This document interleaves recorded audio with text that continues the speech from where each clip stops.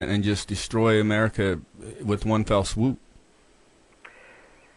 Well, that's coming in a major, but it's not you can't destroy America in one fell swoop with a terrorist event.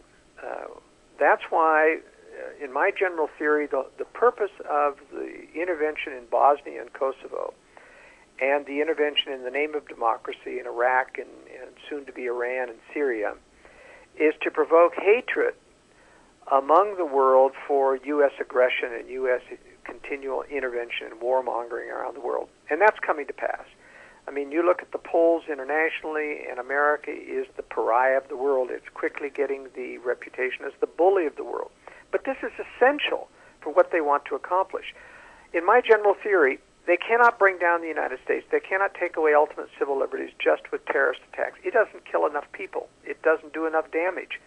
Even though 3,000 people died in Pearl Harbor, which was a provoked terrorist, how should I say, a provoked attack by the United States. We now know from Robert Stinnett's book, Day of Deceit, that the Roosevelt administration had a 6-point plan for provoking Japan into attacking us so that we could get into World War II. And it wasn't just to defend the world for democracy against Germany. It was part of a new world order to, in fact, get globalist United Nations powers established throughout that war, which they accomplished through World War II. They did not, however, get enough power to give military might and force to the United Nations. And that's what they're headed for in World War III. So I think what we see here is that these provocations, 9/11 leading to the justifications for intervention in Afghanistan and Iraq, have as their purpose the antagonization of the world to create a retaliatory excuse for the real axis of evil, which is Russia and China, who are building huge stockpiles of weapons of mass destruction, even as we speak. Those are the ones that, in the name of saving the world from this bully, from the hegemony of the United States government, will do a preemptive nuclear strike on America, on American military. It won't be on American civilian cities, though at least a dozen U.S. cities will be destroyed because the military is inseparable from the cities like San Diego, Seattle, Omaha, Nebraska, Colorado Springs, Norfolk, Virginia, Washington, D.C. Those places are goners someday. And that's why our government has these huge new bunkers being built, hundreds and hundreds of feet underground, to be able to sustain or to withstand that strike. They know this strike is coming. They know they're intending to provoke it. We have given, for example, Russia the excuse of preemption, and Putin has dutifully said, yes, now we can use preemption too. We gave the world the excuse that in acts of provoked terrorism, which is what 9/11 was, you can justify clamping down and engaging in tyrannical reduction of civil liberties. And Russia's doing the same thing, using the war on Chechnya as their terrorist attacks. They've used and taken, under the name of Putin, much more tyrannical powers in Russia. And the U.S. is getting accustomed to that. I just pointed out in today's World Affairs Brief, that it's coming out tomorrow, that Russia has just formally said, we are putting in abeyance the Conventional Forces Treaty of Europe. In other words, we're not going to abide by it. Well, they didn't abide by it in the beginning. We found out in 1993 that they had not taken their missiles out of Czechoslovakia and Bulgaria, but had put them into mountain tunnels. And, this was part of the great charade of the fall of the Soviet Union. In fact, it was a carefully crafted deception. The communists just went underground, still control it through puppets like Yeltsin and Putin, and are planning to attack the West.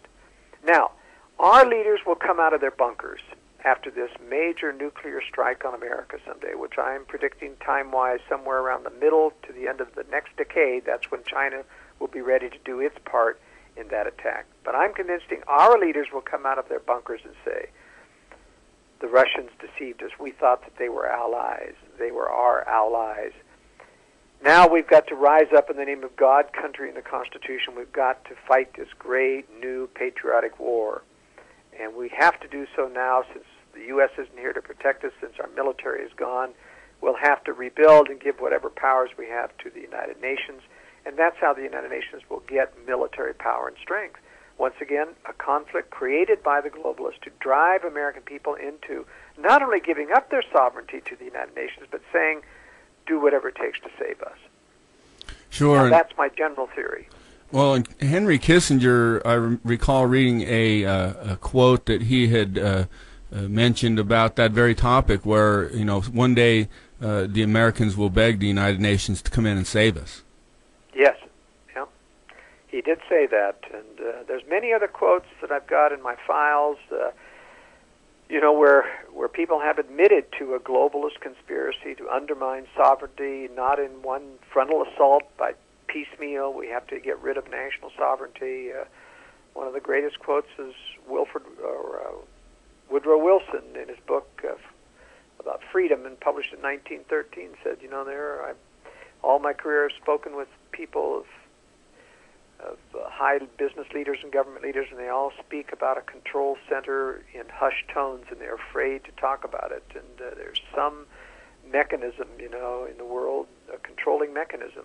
I'm just giving the essence of what he said, but there are other people, that have directly stated, like Carroll Quigley in his book Tragedy and Hope, the mentor of Bill Clinton, that I viewed the papers of this great world government combination, and I am amenable to their goals, and I wish that they wouldn't be so secret about it. And he was one of them.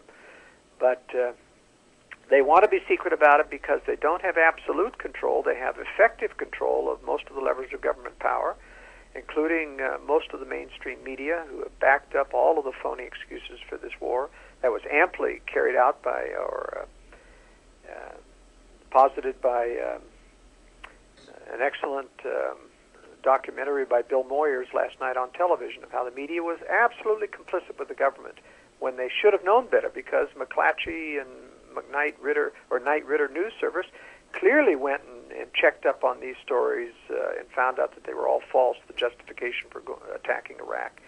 And yet the Washington Times, the New York Times, the Washington Post continued to provoke the American people into a war with Iraq. But there's a larger globalist conspiracy that does this. This is not, as the socialists in America believe, this is not about oil. Oil is a secondary consideration, and they definitely need to tie up oil in preparation for this coming war. They need to keep American oil reserves intact, and that's one of the reasons why we are using foreign oil. And we're keeping, the oil companies themselves have given millions of dollars to the environmentalist organizations to help justify tying up American oil supplies. And that's because I think our government knows this big war is coming, and we want our oil reserves left to use during the war. And so that's why we're paying the piper now by being supposedly dependent on foreign oil. Interesting. Now, every week you write for your column there at World Affairs Brief. Why don't you tell folks a little bit about your website, your writings, and how they can subscribe? Okay. The World Affairs Brief is a weekly news analysis service, about 8 pages of analysis. I take all the top stories around the world, and I tell from an aspect of what I know about what the government is really up to, what the inside story is as to their real motives. That's the purpose of the World Affairs Brief. News is manipulated not so much by outright lies, yes, there are those, but mostly by omissions that would change your perceptions if you knew the full story. And so if people go to worldaffairsbrief.com, they can see a synopsis of my current World Affairs Brief. There is a modest subscription price for it, and if you want a one-time free sample of the World Affairs Brief, they can email me at editor@worldaffairsbrief.com.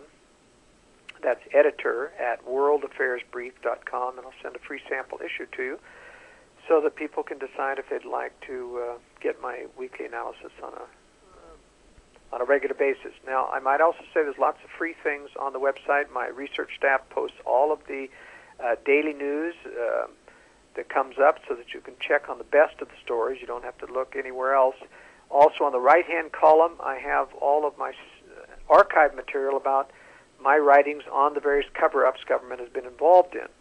One of the primary one is 9/11. There's right at the top of the list is a 9/11 update, and I give a full rundown that I wrote a few months ago about all of the anomalies in the official story and the various attempts to cover up things. And I don't go through all the detailed evidence because it's several pages long, just the synopsis of all of the major flaws in the stories and point to people to where they go. But the list is impressive in terms of giving people the idea that, man, there's just an awful lot of holes in this government story and a lot of cover-up going on to deny those. So I go over the evidence in general, including the Pentagon attack and the failure to respond, the White House bunker hearings or testimony from Norm Mineta, which is a powerful indication that Cheney was down in that bunker running the show and making sure that that plane did hit the Pentagon and was not intercepted.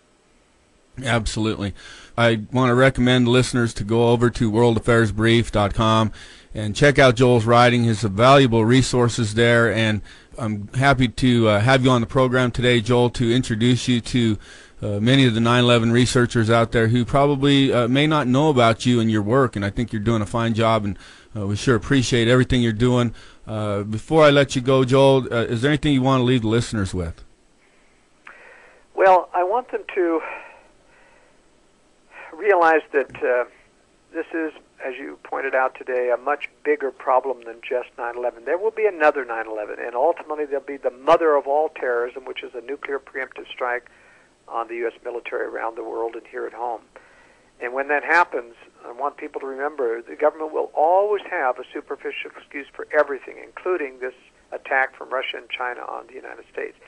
Up until that time, they will continue to protect Russia, pretend like it is an ally, and the reason they're protecting and not warning the American people about its weapons of mass destruction is because they're protecting a future enemy, because they want this war just as much as the Russians want the war. The Russians don't realize that they're being set up for a fall.